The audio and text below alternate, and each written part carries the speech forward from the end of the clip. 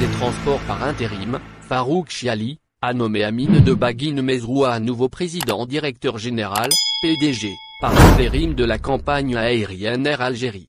Jusque-là, Amine de Baguine Mezroua était conseiller du PDG d'Air Algérie, Bekou Chalache, relevé de ses fonctions samedi 9 janvier, par le chef de l'État, Abdelmadjid Tebboune.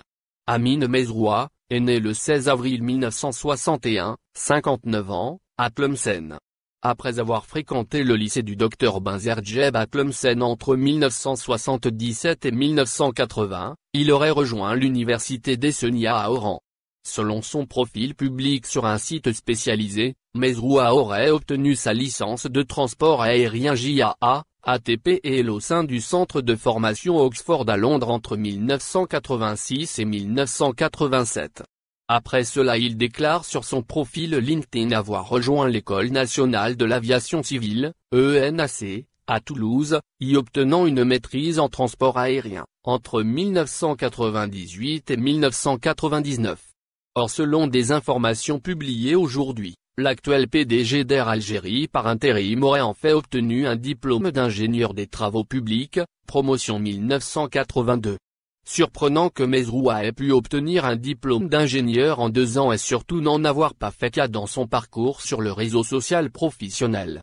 Ce qui est par contre sûr et vérifié, est que M. Mezroua a été chargé de mission au sein de l'entreprise nationale de la navigation aérienne, ANA.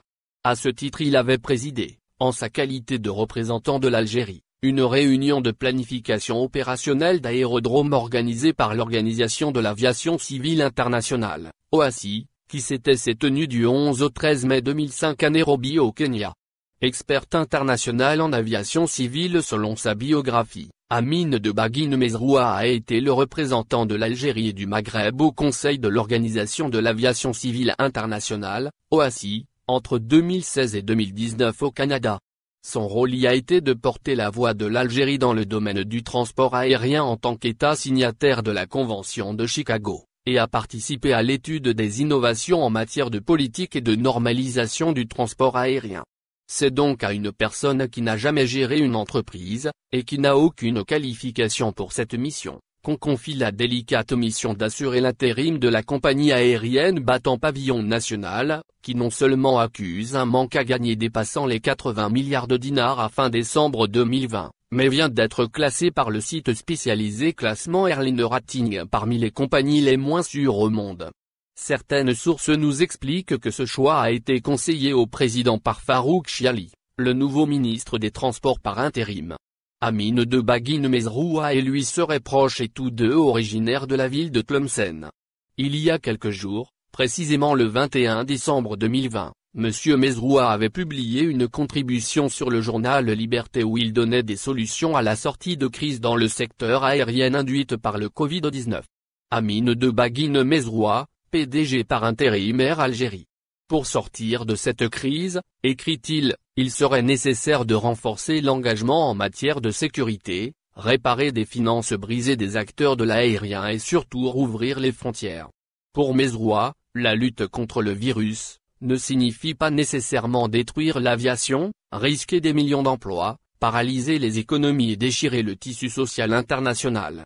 Pour lui, les frontières peuvent être ouvertes en toute sécurité aujourd'hui, grâce au recours à des tests Covid-19 systématiques, que cela soit le PCR ou le test rapide antigénique.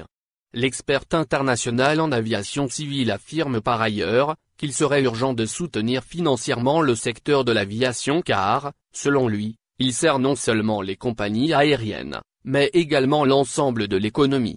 Mais là où il surprend, c'est quand il affirme que ce soutien financier supplémentaire est nécessaire, mais ne doit pas augmenter la dette des compagnies aériennes.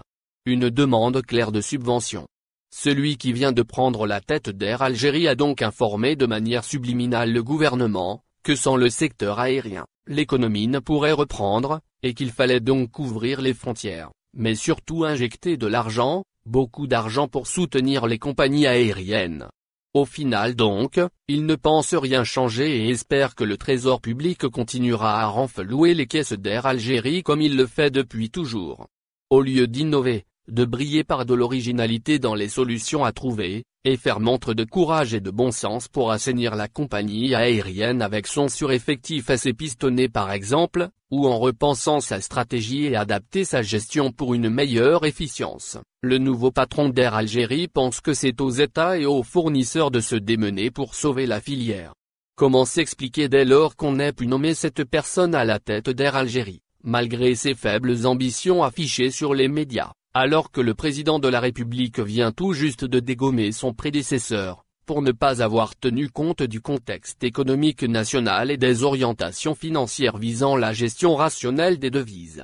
N'y a-t-il plus de cadres de haut niveau et de véritables gestionnaires en Algérie? Va-t-on continuer à les marginaliser et les bloquer à des postes non stratégiques, quand ils ne sont pas tout simplement évincés pour des raisons de politique clanique qu'échafaudent des responsables inaptes? Rappelons que de tous ceux qui se sont succédés à la tête d'Air Algérie, le seul à avoir obtenu des résultats financiers positifs, était Mohamed Abdou Bouderbala, mais sa volonté de faire évoluer l'entreprise aurait, nous dit-on, rencontré une farouche opposition de ceux qui ont fait de la compagnie aérienne nationale leur chasse gardée. À l'heure où l'Algérie traverse une grave crise multidimensionnelle, Abdelmadjid Tebboune continue de naviguer à vue et, à cause de l'abyssale ignorance de son exécutif, condamne de facto Air Algérie au crash. Et probablement tout le pays avec. Pauvre Algérie. N'oubliez pas de vous abonner à la chaîne et d'appuyer sur la cloche pour recevoir nos dernières actualités. Merci.